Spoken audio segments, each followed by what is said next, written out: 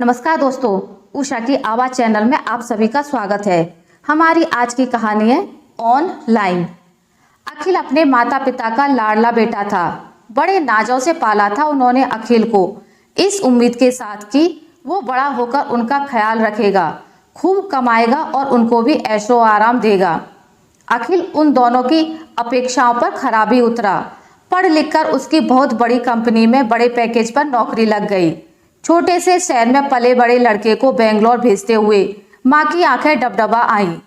पिता ने अपनी फिक्र गंभीरता के आवरण में छुपा ली। अभी पिताजी खुद ही नौकरी कर रहे थे, इसलिए बेटे के संग जा भी नहीं सकते थे। इस वादे के साथ ही कि जल्दी वो भी उनके पास रहने आ जाएंगे, उन्होंने अखिल को बेंगलोर भेज दिया। काम की बहुत अधिक व्यस्तता के बाद भी शुरू में अखिल उन्हें रोज फोन करता था। धीरे धीरे ये आदत हफ्ते महीनों में बदलने लगी और एक रोज उसके माँ बाप को अखिल का फोन आया कि उसने अपनी सहकर्मी पूनम से विवाह कर लिया है। दोनों चौंके तो बहुत, पर उसे आशीर्वाद दिया कि उसका वैवाहिक जीवन सुखमय हो। बेटा जिद कर रहा था कि आप दोनों कुछ समय हमारे पास रहने आइए। जल्द ही उसके पिता की छुट्टियां आ रही थी, इसलिए उन्होंने जाने का मन बना लिया। मन में कहीं ना कहीं बहू को देखने की उत्सुकता भी थी। अचानक अखिल का फोन आया। कैसे हैं पिताजी? बस टिकट कराने ही जा रहा था बेटा, वो खुश होते हुए बोले। आप क्यों तकलीफ करते हैं, मैं यहीं से कराए देता हूँ। और 5-10 मिनट में पिता के मोबाइल पर उन दोनों का टिकट आ गया था। मिल गए टिकट पापा? अखिल ने पूछा तो उसके पिता की आंखें छलछला आईं। बेवजह शक कर रहा था बेटे के प्यार पर। कितना ध्यान रखता है वो हमारा, वो सोच रहे थे। अब बस बहू भी उसी की तरह इज्जत देने वाली हो तो गंगा नहा जाएंगे, वो पत्नी से बोले तो वो मुस्कुराई। जरूर होगी जी। बेंगलोर पहुंचकर वो बड़े शहर की चकाचौंध से अभिभूत थे। बेटे का आलीशान फ्लैट सब आधुनिक सुख सुविधाओं से भरा हुआ था। बहू भी बेटे संगी जॉब करती थी और थोड़े बहुत कपड़े पहनने को, बातचीत को अगर इग्नोर कर दें तो ठीक ही थी। अखिल को नाम लेकर बुलाती, सास ससुर के आगे भी शॉर्ट स्कर्ट में घूमती, वो उन्हें अटपटा कर देती। पर सोचकर चले थे कि खुश रहना है तो ये बदलाव स्वीकार करने ही पड़ेंगे। रात के खाने के वक्त अखिल ने बाहर से खाना ऑर्डर कर दिया था। लजीज खाना टेबल पर सजा था और उसके माँ बाप एक दूसरे को खिसियाए हुए देख रहे थे। उन्हें उम्मीद थी बहू के हाथ की पहली रसोई खाने की। माँ तो उसके लिए सुंदर सा पुश्तैनी सोने का हार भी लाई थी, पर यहाँ का सीन ही अलग था। चलो कल सुबह नाश्ते में दे दूंगी, सोचकर वो शांत रही। सुबह तो छोड़ो, दोपहर को भी उनका लंच ऑर्डर कर दिया था अखिल ने। शाम को पहली बार उसकी माँ ने मुंह खोला।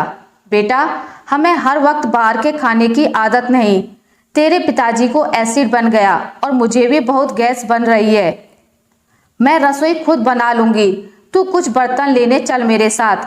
तभी पूनम बोली, उसकी क्या जरूरत है माँ, अभी ऑनलाइन ऑर्डर कर देती हूँ। बताइए क्या क्या मंगाना है।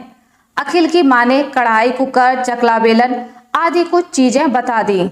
अगले दिन उसके पिता बोले, लाओ सब्जी और दालों की लिस्ट बना दो, मैं पास के बाजार से ले आता हूँ। कोई जरूरत नहीं, ये सब ऑनलाइन आ जाएगा पापा, अखिल बोला। ये भी? वो आश्चर्य से बोले। इस तरह तो बाहर वाले से संपर्क ही टूट जाएगा। हमारा मन नहीं लगने वाला यहाँ, सब सामान घर पर ही आ जाएगा। वो जो मोल भाव करने का मजा था वो सब खत्म। ये भी कोई जिंदगी हुई? पापा आप उल्टी बात बोल रहे हैं, सारे झंझट खत्म अब। बढ़िया सामान घर पर उपलब्ध है और बिना अतिरिक्त दाम दिए। वो चुप लगा गए, लेकिन बहू बेटे के घर से जाते ही पत्नी से बोले, भगवान अपना सामान बांध ले, हमें यहाँ नहीं रुकना अब। नाराज हो जाएंगे बच्चे, ऐसा ना कहो। आपको कुछ सामान लाना है आप ले आओ, मैं समझा दूंगी अखिल को, वो बोली। वो तो झोला उठाकर सब्जी लेने बाहर निकले। बाहर आते ही उन्होंने चैन की सांस ली।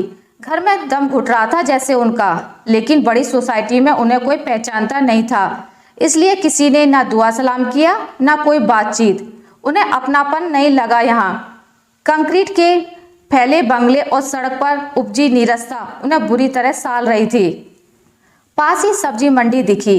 वहाँ सब्जी लेते हुए उन्हें कुछ जिंदगी लौटती दिखी। सब्जी वाला काफी बातूनी था और उनसे दीन जहां की बातें करता रहा। आज वो खुश थे। पहली बार जैसे उनका दिल लगा हो। यहाँ किसी से कोई बात तो की।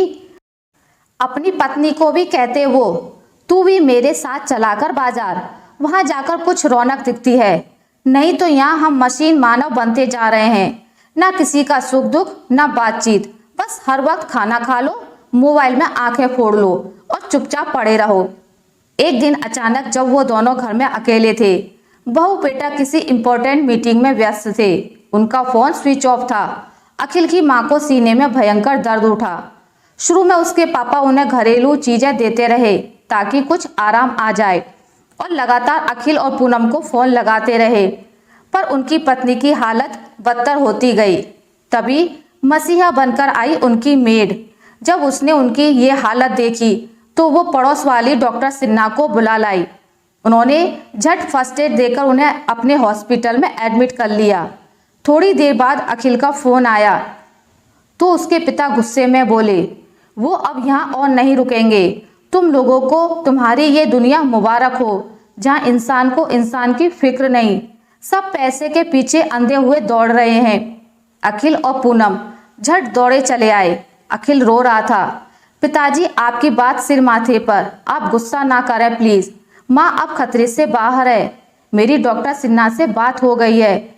मैं मानता हूँ हमारी गलती है, हमें आप दोनों को इग्नोर नहीं करना चाहिए था।